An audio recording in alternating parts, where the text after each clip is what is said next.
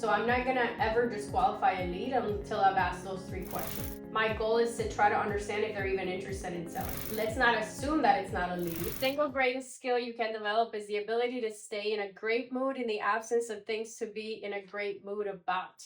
I have a little mindset hack that I'm gonna be sharing with you guys.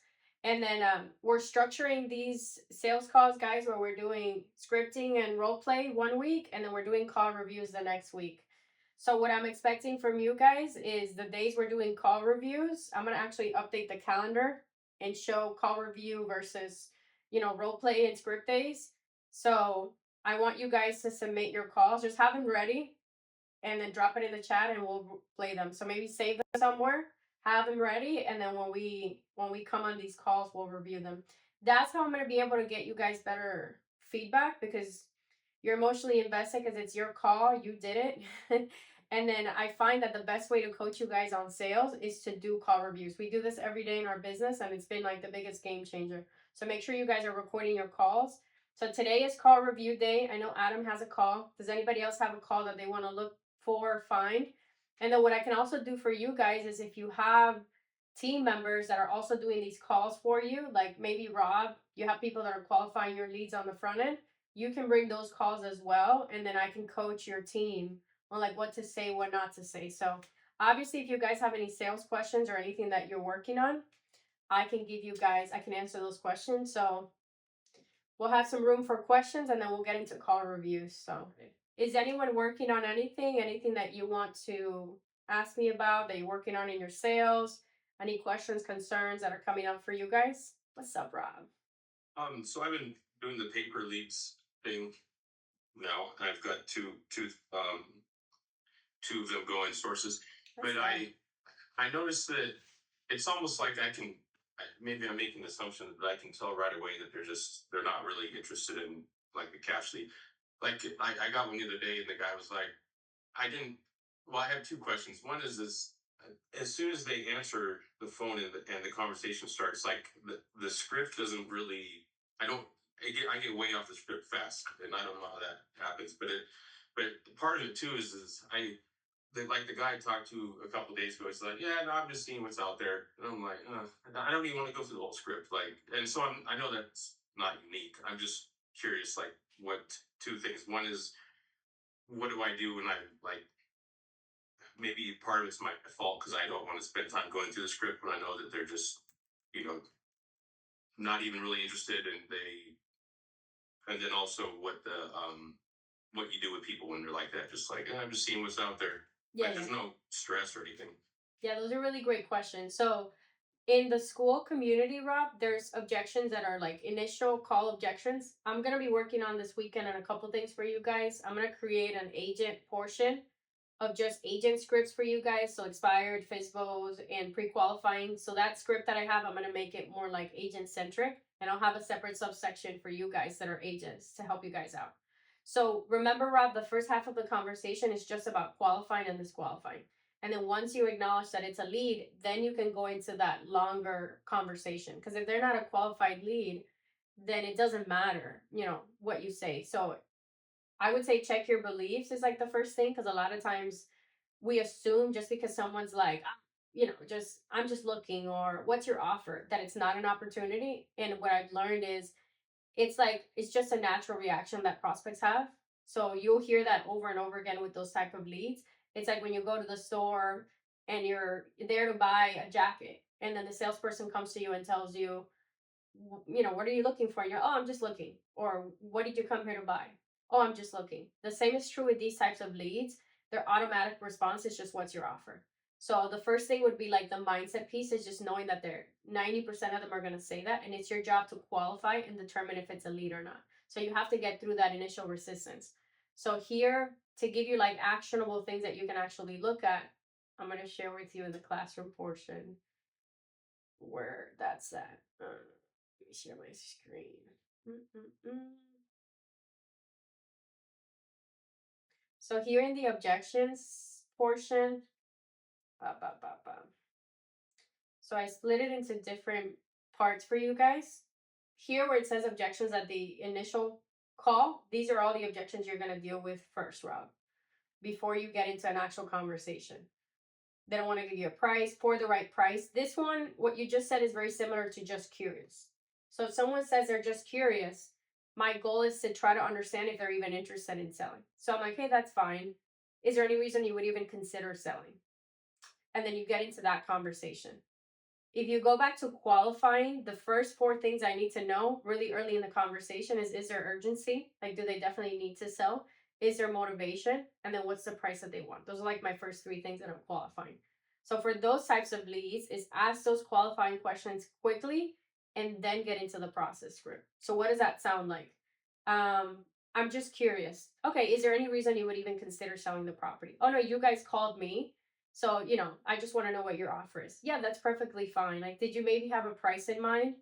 No, you guys are calling me. I just want to know what you guys would offer. Hey, understand, other than the price and the offer, was there any reason you were even considering selling the property? No, I just want to know what your offer is. Okay, that's fine. And if we did agree on price and terms, is this something that you're definitely ready to sell? Oh, I don't know. It depends on your offer. So I've just taken you through how to handle that objection, but through handling that objection, I've asked the 3 questions: urgency, motivation, and price. Does that make sense? Yeah. So now I've asked the 3 questions. And by this point, Rob, if you've got absolutely nothing, that's where you would disqualify the lead. And you would tell them, look, based on what I'm hearing, when I talk to someone and they have no real price in mind, no real reason for wanting to sell the property, it means that they're not 100% ready to sell. And that's perfectly fine. So now I'm disqualifying, kind of going for no. And then the prospect's going to either pull away or they're going to pull towards you. And they're going to tell you, oh, okay, that's fine. Don't call me anymore. Or yeah, whatever. Or they're going to say, no, I do want to sell, but I need this or I need that. If they say I do want to sell, but then I would get into a conversation with them because now they're moving towards you as you're pushing them away. But if they're like, nah, you guys called me, I just want to know what your offer is, blah, blah, blah. Okay, great. No problem. It sounds like you're not ready to sell right now. I'm happy to follow up with you. When would you be 100% ready to sell? Oh, in like 3 months. Okay, no problem. And then I would follow up. So the skill, Rob, isn't in taking every lead through the script. It's about quickly qualifying and then getting into a conversation. Because you will get burnt out if you're giving every lead that whole process, because it's only meant for qualified leads, not for every single conversation. Okay, I'm confused.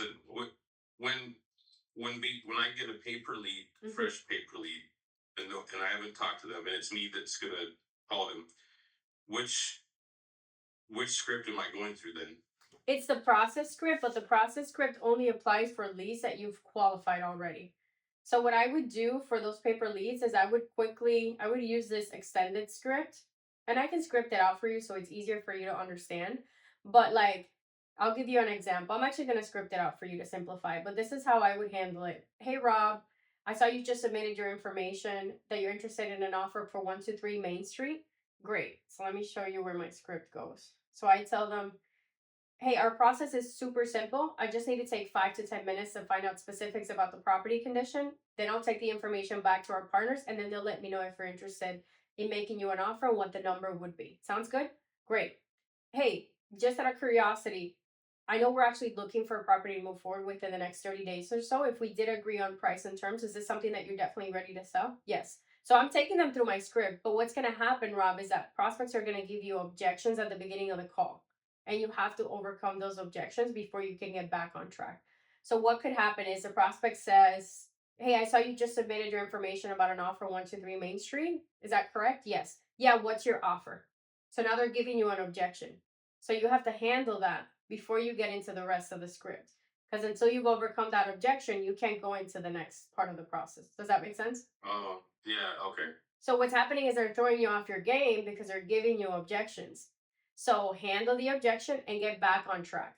So what's your offer? A lot of times, what's your offer? I can use that to gather price right away because I use the objection as a way to extract information. So an example of that would be, hey, what's your offer? Hey, it really depends on the condition of the property. Did you have a number in mind? Bam, I'm asking price. No, you guys called me. I just want to know what's your offer, blah, blah, blah, blah. We can't move away until we address it, right? So what I'm going to do is I'm going to use another question that I need to find out, which is a motivation question, as a way to handle that objection. Hey, that's perfectly fine. Number aside, Was there any reason you were even considering selling the property? No, I just wanna know what your price is. Yeah, that's perfectly fine. Other than price, right? If we did agree on price terms, what's your ideal time frame? Or is this something you're definitely ready to sell? So because you're giving me resistance, Rob, at the beginning of the conversation, I'm gonna navigate that by answering the objections, but really asking what I know is important. So I can determine, is this someone I want to continue to have a conversation with? Yes or no. So once I've done that and they say, hey, I'm looking to sell the property because I don't know, I want to relocate. Right there, I can dive into that, right? Tell me a little bit more about what's going on. Why are you looking to sell? So a lot of times what we think is objections is really just an in for us to handle and ask deeper questions. Does that make sense?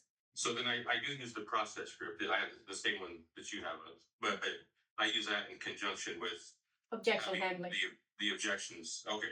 Yeah. So what I would get really comfortable with is what I always tell everybody is to record the script and go through it and memorize it quickly so you know where you need to take the conversation. Because we know as salespeople, the prospect doesn't know your script and they're not going to follow it to the T. So your job is to kind of navigate in and out of objections and getting back on track. So that same conversation, Rob, let's say I've answered what's your offer, I've handled the objection, I'm back on the conversation. Then I can go back to my script and reset expectations. Hey, here's what I'm going to do. I'm going to take 5 to 10 minutes to find out, but I've already answered the objection. Now I'm getting back on track to my script. So as long as I can navigate the objection, I can always work my way back to the script. The only time when I would make an exception there, where I'm not setting expectations, is when they're opening up about motivation. If they're giving you everything you need, you got to stay on that. So it doesn't make sense, for example, if you say, you handle the objection, what's your offer? Hey, depends on the condition of the property. Did you have a number in mind? No, I don't have a number in mind. Okay, no problem. Other than the number, was there any reason you were even considering selling? And then they go on a 10-minute rant about foreclosure and what's going on. You got to stay on that because they're giving you what you need. So, from a sales perspective, why would you move away from information that you need? So you can stay there, gather all the information, and then you say, hey, thank you for sharing that information. It sounds like you're really struggling with that. Here's what I'm gonna do. I just need to take like an extra 5 to 10 minutes to find out specifics about the condition. I'll take it back to the partners. So even though they're giving me everything I need on the motivation, I'm still getting back on track with my scripting and my framework. The only reason why I stayed there was because that's like the most important information. If all you guys do is talk about motivation and you get nothing else in the conversation, sometimes that's all you need. So if they're giving it to you, you got to stay there. But if they're giving you a lot of resistance, Rob, you got to get through the resistance before we can even have a conversation. I understand. Okay. It's like being on a listing appointment and they start talking about their whatever, and then we have to circle back to wherever we left off, or got it. Absolutely. The same is true here. So what you're experiencing is normal. It's a lot of the initial objections are all here for the right price. I'm just wondering how much, what's your offer? Like these are the top 3 objections you're going to get. And if they tell you, well, I'm just curious about a number, let's not assume that it's not a lead. Let's gather motivation, price, and find out urgency. So I'm not going to ever disqualify a lead until I've asked those 3 questions. Are they ready and willing and able to sell? What's the motivation and what's the price? If I've asked those 3 questions and I've got absolutely nothing, cooperation is part of qualification, right? So if you're not cooperating and giving me nothing, then like we can't work together. So by that point, I'm going to pull away and disqualify. And that's here in your script too, Rob, how you can pull away. So this is just resistance, like who are you? Why are you calling? This we get more with like cold call leads. I'm going to do not call list. What's your company information? I did not submit my information. What's your offer? Some realtor objections. The idea is answer the objection, pivot to the next question that you need to find, then pivot to the next question. Once you've asked 3 questions to qualify the lead, then you can make a determination. I'm going to dive into a conversation with them or I'm just going to disqualify. Cool. Got it. Cool. Thank you. You're welcome. What's up, guys? Any other questions? No? All right, let's dive into it. Did you send me the call, Adam? Yeah, I couldn't drop it in the chat. It said something about restrictions, so I just did it to school. Okay, I'll check it out now. It's a bad call. I apologize, team. That's where we no, like this is how we get better. It's all about repetition. And the more we practice, even if it's not a great call, then the more comfortable we're going to get with this. So, what we'll do next week, since next week is role playing and scripting, we're going to actually role play that, Rob. What does that look like, right? When a prospect's giving you a lot of objections on the front end, how do we get back on track to the script? Because all of you that are doing paper leads or any type of like inbound ad, that's normal. The prospect's going to give you that. And then how do we pivot back to now we're having an actual conversation? One really great call too for you guys to listen to. I posted it in school. For those of you that struggle with like resistance and difficult sellers, go through it. I uploaded, I believe, last Saturday. I've been trying to upload calls for you guys that I think are helpful, where the guy was just being like an absolute jerk. And I kept going back and going back. Like, I'm not concerned about that. Adam, let's go. I appreciate you for being brave. Hey, Robert, it's Adam. We spoke a few times in Rosemont and Roxbury. Okay. I know you're looking to sometime move out there. I think Q1 or sometime next year or this year to Vegas in Reno. Not Vegas, Reno. Outside of Reno. Reno. Yeah, out to Reno, Nevada, not Vegas. Reno, Nevada. That's what I meant. Yeah. So I know you spoke and said you're just taking offers on Roxbury Street. Is there a possibility that we could, to start the home selling process, we could take a look at the property first before giving out an offer? I'm not even in the state right now, just because my dad went to the hospital, so I'm currently up in the Reno area right now. What I would tell you, because we're just a minute in, I appreciate you posting the call up, and this is how you learn. What I would say, like, I mess up stuff all the time. Like, I forget what we talked about 30 days. But if you don't make it a big deal, the prospect doesn't make it a big deal. So, like, your energy and how you're moving through the call is really important. Even on times like when they give you a lot of pushback or resistance, that's even more important. So you build that skill of like not making things a big deal. So if he's like, oh, it was Reno. Oh, yeah, Reno. Where are you at with that? Where are you at with your plans? So I need to ask like some open-ended question to re-engage them about the plans that they talked about. So we actually, when we follow up, we'll say like, hey, John, we talked, a couple weeks back, a couple months back. We always make it seem like we've talked in the past and it's not a cold call. So that was great there. Last time we spoke, you mentioned you were working on this, and this. Where are you at with that? I'm just going to keep it open-ended. So then I get them to expand deeper into like where they're at, what's going on. Like probate, for example. Hey, last time we talked, you were dealing with this, and this. Where are you at with that? Have you made any progress with that? If so, where are you at? And then you get them to like kind of expand. Tonality is key, right? Like you just have to sound confident. The more comfortable you get with these calls, Adam, and it's just reps, is the ums. Like I'll be mindful of the ums. Sometimes I do like intentional ums, but I'm like acting to make it seem like I'm really struggling with it. So unless it's like an intentional just move through it confidently. Half the time the prospects like don't remember who you are. They don't care. Like, Oh wow, you're in. I was not. I hope your dad is doing better. Yeah, he's doing better, but I'm kind of stuck up here for the moment. Oh, okay. Do you feel like he's gonna get out the hospital soon or not? Only just I know it's a big concern. I'm hoping the next couple days, but then he's got to go to rehab. So it's definitely been last few weeks been definitely trying. So No, I get that, and I know when someone's like in medical condition, that's all we care about right now. So I appreciate you letting me know. Is there anything that we can do for you? not right at the very moment. Like I said, I am taking offers on the Roxbury house. did you call him on the Roxbury house? Yes. Okay. Yeah, so I wouldn't never assume. A lot of times we as salespeople gotta shoot ourselves in the foot when we assume something about a prospect. I wouldn't assume that he's not ready to make a decision because of the dad. I would like ask him to expand on that. Oh man, what's going on? Tell me a little bit more. If he says like it's been really difficult, I would also ask like, hey, I know you're dealing with this situation with your dad, but with regards to the house, like how is that preventing you from moving forward on the sale of the house?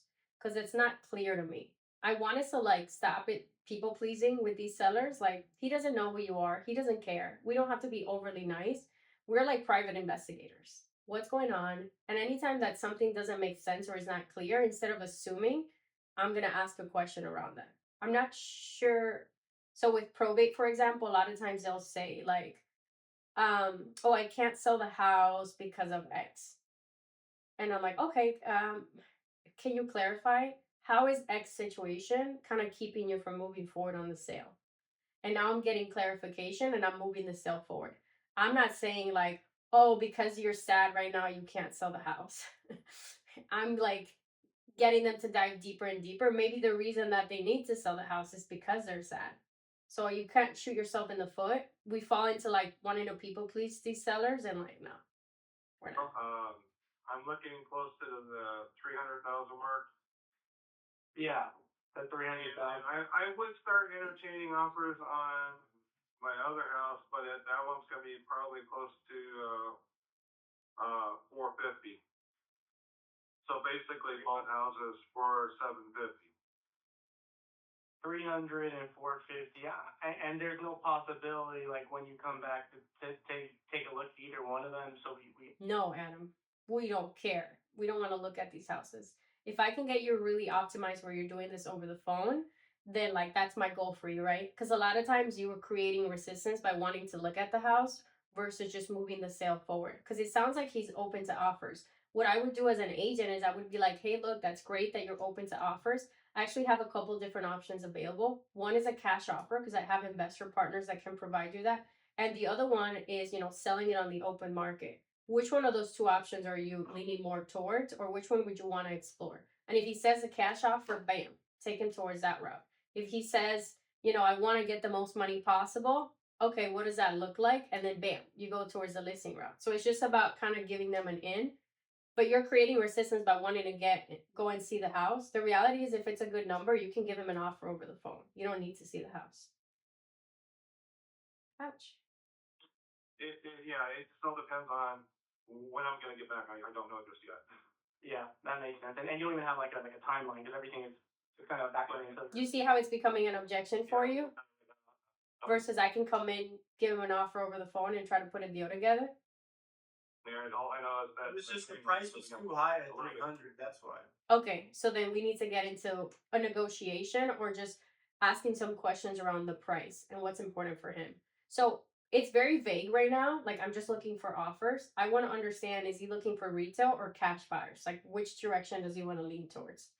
Because 300, if it's retail, then I'm just going to tell him like he needs to list it for that. And then you could do a Zoom listing presentation, Adam. If he's really giving you a hard time about seeing the house in person, here's what I would transition into if you're doing just a listing thing is like, hey, look, that's perfectly fine, right? I work with out-of-state sellers all the time. Here's what I'd love to do. Like, I'd love to ask you some deeper questions about like the condition of the property. And what I'd like to do is I'd like to set up a virtual consultation and then you get into kind of that framework.